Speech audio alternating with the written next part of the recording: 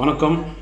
இந்த பதிவு எதை குறித்தியது என்றால், பேரறிவாளன் கடந்த 2 நாட்களுக்கு முன்பாக தமிழ்நாடு, புதுச்சேரி பார் கவுன்சிலிருந்து தன்னை வழக்கறிஞராக என்ரோல் செய்து கொண்டார் என்ற செய்தியை கேட்டு தான் இந்த பதிவு. நம்ம எல்லாம் தெரிந்தவாறு பாரத ரத்னா ராஜீவ்காந்தி அவர்கள் அவருடன் சேர்ந்து 15 நபர்கள் இரத்தமும் சதவுமாக வெடித்து கொல்லப்படுவதற்கு காரணமாக இருந்த இந்த பேரறிவாளன் இன்று நம்முடன் சேர்ந்து வழக்கறிஞர் தொழில் செய்வதற்காக பதிவு செய்து கொண்டதை கண்டிக்கும் விதமாக இந்த பதிவு.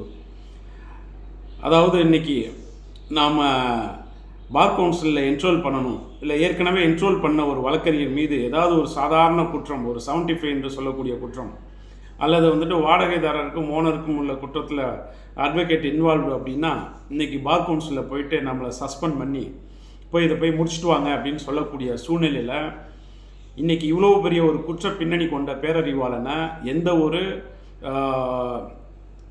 பேக்ரவுண்டையும் வெரிஃபிகேஷன் பண்ணாமல், அல்லது வெரிஃபிகேஷன் பண்ணிவிட்டு இது எந்த தடையும் இல்லை என்பது போல் அவர் என்ரோல் பண்ணியிருக்கிறது வழக்கறிஞர் சமுதாயத்திற்கு மட்டுமல்ல, பொதுமக்கள் மத்தியிலும் இது உண்மையாகவே ஒரு ஆச்சரியமான விஷயம், ஏற்றுக்கொள்ள முடியாத விஷயம். ஏன்னா இன்றைக்கி இவங்க சொல்லக்கூடிய விஷயம் என்னென்னா, இதே போல் ஒரு நபர் ஒரு மூணு பேரை அருவாளில் வெட்டி கொலை செஞ்சுட்டு ஜெயிலுக்கு போயிட்டு, இல்லை எனக்கு முடிஞ்சிடுச்சு, ஜெயில் தண்டனை நான் அனுபவிச்சுட்டேன்னு சொல்லிட்டு நின்னாங்கன்னா மக்கள் எப்படி ஏற்றுக்க மாட்டாங்களோ, வழக்கறிஞராக பதிவு செஞ்சால் எப்படி நம்மளால் ஏற்றுக்க முடியாது, அதே போட்டு அதை விட கொடூரமான குற்றம் செய்தவர் தான் அந்த நபர்.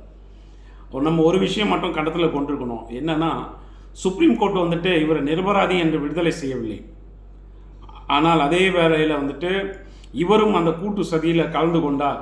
ராஜீவ்காந்தி கொல்லப்படுவதற்காக தான் இந்த பேட்டரி செய்யப்படுகிறது என்பதை தெரிந்து தான் அந்த பேட்டரி அவர் வாங்கி கொடுத்தார், செய்து கொடுத்தார் என்பது ட்ரையல் கோர்ட்டில் மட்டுமல்ல, உயர்நீதிமன்றத்தில் மட்டுமல்ல, உச்சநீதிமன்றம் வரை நிரூபணம் செய்யப்பட்டு அவருக்கு தூக்கு தண்டனை கொடுத்து, பின்பு காங்கிரஸ் கட்சியினுடைய தலைவி சோனியா காந்தி அவருடைய அறிவுறுத்தலின்படி அல்லது பரிந்துரையின்படி அவருடைய மரண தண்டனை ஆயுள் தண்டனையாக மாற்றப்பட்டது. அது அந்த வேளையில் உச்ச நீதிமன்றமானது தனக்கு உண்டான பிரத்யோக அதிகாரத்தை பயன்படுத்தி தமிழக அரசானது அவனுடைய கருணை மனுவை குறித்த காலத்தில் கன்சிடர் பண்ணல அப்படின்றதுக்காகவும், இன்னொன்று அவருடைய உடல்நிலையை காரணம் காட்டியும் அவரை முன்கூட்டியே அவரை ஜெயிலிலிருந்து விடுதலை செய்தார்கள்.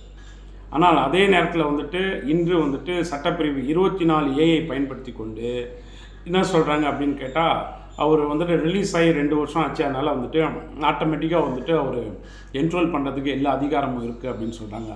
என்னை பொறுத்தவரை நான் என்ன சொல்கிறேன் அப்படின்னா, அவர் ஃபுல்லாக ஒரு கன்விக்ஷனை அவர் அனுபவித்து வரவில்லை. மாறாக ஒரு சில சட்ட நுணுக்கங்களை பயன்படுத்தி அதனால் மட்டும்தான் அவர் உள்ளே வந்தார். அதனால் அந்த 24A உள்ள ப்ரொவிஷோ இந்த பேரறிவாளன் போன்ற நபர்களுக்கு கண்டிப்பாக அவருக்கு பயன்படுத்த முடியாது. அதே வேளையில் அதே 24A ஸ்மால் ஏல என்ன சொல்லியிருக்காங்கன்னா, a person is not having a moral tribute அந்த பர்சன் கூட bar council of Tamil Nadu and புதுச்சேரியில் என்ரோல் பண்ண முடியாது அப்படின்ற மாதிரி சொல்லியிருக்கு. ஸோ இந்த மாதிரியான ஒரு நடைமுறை இருக்கும் பொழுது இப்போ bar council of Tamil Nadu and புதுச்சேரிக்கு எலெக்ஷன் முடிஞ்சு அதனுடைய உறுப்பினர்கள் இன்னும் தேர்வு செய்யப்படவில்லை. அதே நேரத்தில் இவரை அட்ஹாக் கமிட்டி தான் இவரை பரிந்துரை செய்து இவரை வழக்கறிஞராக பரிந்துரை செய்ததாக செய்திகள் வருவதை நாம் கேட்க முடியுது. அட்ஹாக் கமிட்டிக்கு போலீஸ் வெரிஃபிகேஷன் ரிப்போர்ட்டில் கண்டிப்பாக இவர் இந்த குற்ற பின்னணி கொண்டவர் என்பது கண்டிப்பாக தெரிந்திருக்கும். அந்த அந்த அந்த சூழ்நிலையின் அடிப்படையில் அட்ஹாக் கமிட்டி இவரோட என்ரோல்மெண்ட்டை ஒத்தி வைத்து எலெக்ட் செய்யப்பட்ட நிர்வாகிகள் வந்ததுக்கப்புறம் அவரை பரிசீலனை செய்திருக்கலாம் ஒன்று. அல்லது அப்படியே பரிசீலனை செய்தாலும் கூட நான் ஏற்கனவே சொன்ன போல் 24A ஸ்மால் ஏல when a person is not having a moral tribute அப்படியாப்பட்ட நபர்கள் கண்டிப்பாக இவர் ஒரு வழக்கறிஞராக பதிவு செய்ய முடியாது.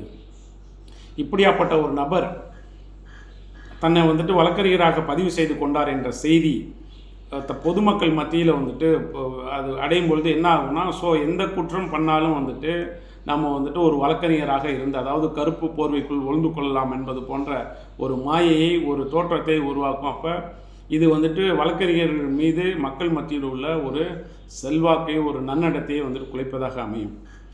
நல்வாய்ப்பாக வந்துட்டு பேரறிவாளனுக்கு 54 வயது ஆகிவிட்டது. அவருக்கு மட்டும் வயது கம்மியாக இருந்தால் இப்போது இருக்கக்கூடிய நபர்கள் வந்துட்டு அவரை உயர்நீதிமன்ற நீதிபதியாக கூட மாற்றி அலங்கரித்து கூட வந்துட்டு சந்தோஷப்பட்டிருப்பார்கள் போல.